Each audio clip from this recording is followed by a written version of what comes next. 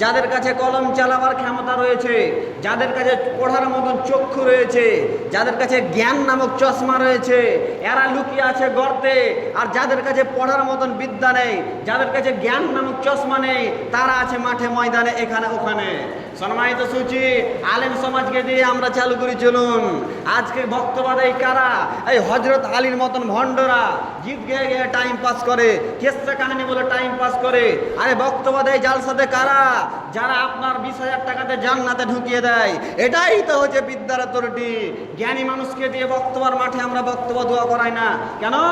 বক্তব্য দোয়া দিতে জ্ঞানী মানুষরা যদি আসে, তাহলে ইসলামের কথা বলবে, কোরআন ও হাদিসের কথা বলবে, আমরা মানতে পারবো না।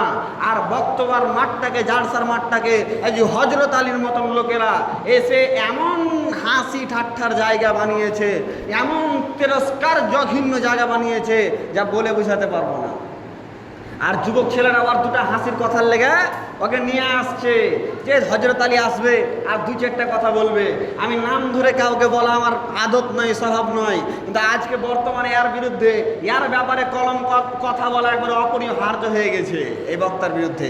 এই পুরো এই বক্তার বক্তব্য শুনি, ঘন্টার পর ঘন্টা একদিন শুনলাম, শোনার পরে দেখলাম এই বক্তা কোনো কোরআন হাদিসের আলোচনাই করে না, একটা কোনো হাদিসের রেফারেন্স দেয় না, কোরআনের রেফারেন্স দেয়, কোনো কিছুই দেয় না, শুধু গল্প শোনায়।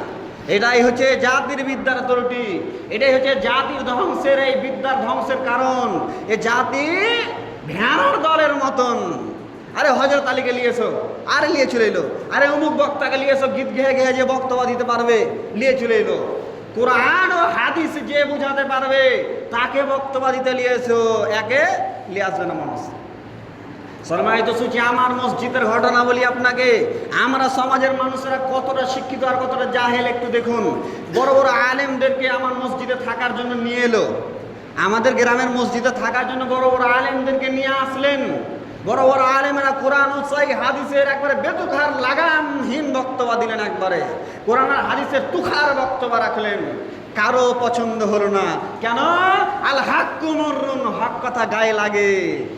সম্মানিত সূচি, একজন ইমাম সাহেব এসে বললেন, আমি আমার এই গ্রামের যত সুদখোর আছে এদের জানাজার পড়াতে যাব না। তখন বললে ইমাম সাহেব, আপনার এখানে থাকা হবে না। সম্মানিত সূচি, হিন্দুর বাড়িতে খাওয়া জায়েজ রয়েছে, খ্রিস্টানদের বাড়িতে খাওয়া জায়েজ রয়েছে, কিন্তু সুদখোরের বাড়িতে খাওয়া জায়েজ নেই। কেন? যদি কোনো ব্যক্তি হাদিসের মধ্যে এরকম একটি মুদ্রা দিরহাম সুদ গ্রহণ করলো, সে মায়ের সাথে 36 বার জেনা করলো। এই জেনাখোরের বাড়িতে খাওয়া কি করে জায়েজ হতে পারে? এই জেনাখোরের কি করে মায়ের সাথে যে জেনা করে, এই জেনাখোরের জানাজার কি করে পড়া জায়েজ হতে পারে? ওই মৌলভী সাহেব রাখা যাবে না, ওটা রাখা হলো না।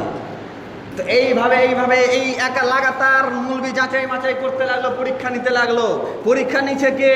যেই নামাজের এ থেকে জেড পর্যন্ত দোয়াটা জানে না। পরীক্ষা নিচ্ছে কে? যে আল্লাহ রাসূলের রিসালাত বুঝে না, যে তাওহীদের জ্ঞান রাখে না, যে শিরকের জ্ঞান রাখে না, যে বিদআত কি, ওই জ্ঞান আর 14 গোষ্ঠী কেন, তার 7 পিঢ়িকে চ্যালেঞ্জ থাকলেও বুঝাতে পারবে না। এই লোক পরীক্ষা নেবে। সম্মানিত সূচি, এটাই হচ্ছে বিদ্যার ত্রুটি। বলবেন যে মৌলভী সাহেব আপনাকে ডেকে লাই বিপদে পড়ে গেল, আপনাকে বলি না এইসব কথা। আমার গ্রামের এই বিদ্যার ত্রুটি আপনাকে দেখাচ্ছি। পরীক্ষা নিচ্ছে কে? ইমাম সাহেবের, যার মুখে দাঁড়িয়ে নেই সে পরীক্ষা নেবে। সম্মানিত সূচি, পরীক্ষা নেবে কে? যে নিজে কোরআন হাদিস বুঝে না, যে নিজে কোরআন আরবিটা দেখে দেখে পড়তে জানে না, এই পরীক্ষা নেবে। তো কি হলো? এক পর্যায়ে মৌলভী সাহেব খুঁজে পাওয়া গেল না।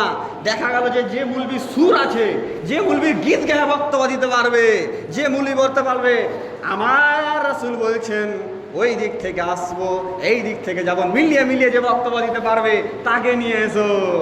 তাহলে এই মুসাল্লি যদি শিক্ষিত হয় তো মূর্খকে?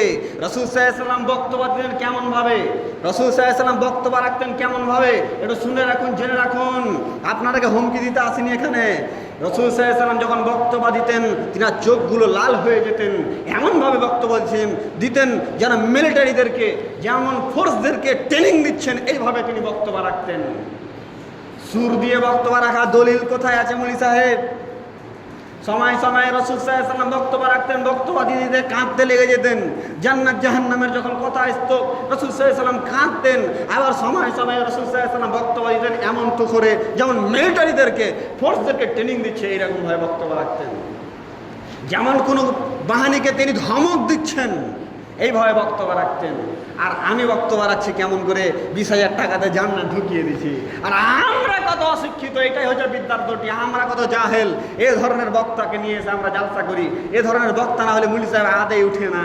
সম্মানিত সুচি, আল্লাহ বারাক ওয়া তাআলার কথা আছে। আল্লাহ বারাক ওয়া তাআলা বিভিন্ন জায়গায় এমন ভাবে বলেছেন, ইন্নাল্লাহা লা ইয়াহদি মান হুয়া মুসরিফুন কাযযাব।